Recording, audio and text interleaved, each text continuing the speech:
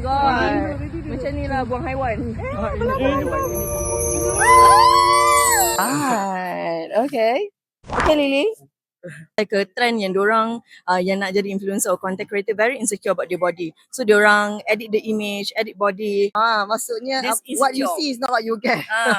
Okay, kalau saya sendiri pun saya rasa benda tu kadang-kadang affect myself lah juga sebab saya dulu berat 148 macam a bit less insecure lah sebab Yes, taking care of your body image is good to stay healthy and stuff. That's very important. But if it's just for clicks and looks online, I senang je sebab I datang daripada seorang yang obese, plus size. By editing your picture, Benda tu dah real. Tapi kalau benda tu tak betul, kelirukan orang. you akan lebih down about that.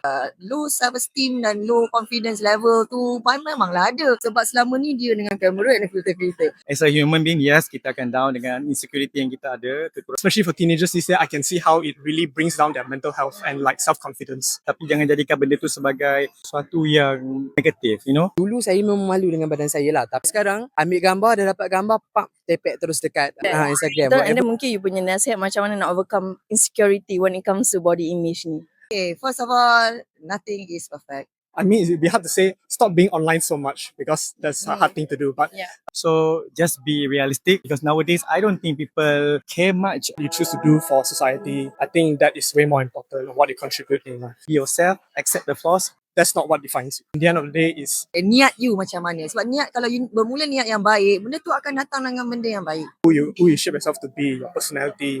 You just have to love yourself sebab kadang-kadang apa pun yang kita buat orang tak appreciate pun dengan kita. Jadi buat apa yang happykan diri kita itu lebih penting. Kita akan tanya soalan kepada Lily. Lily rasa kalau mata besar macam tu orang ingat macam biji temikai tak? Ya, macam biji temikai.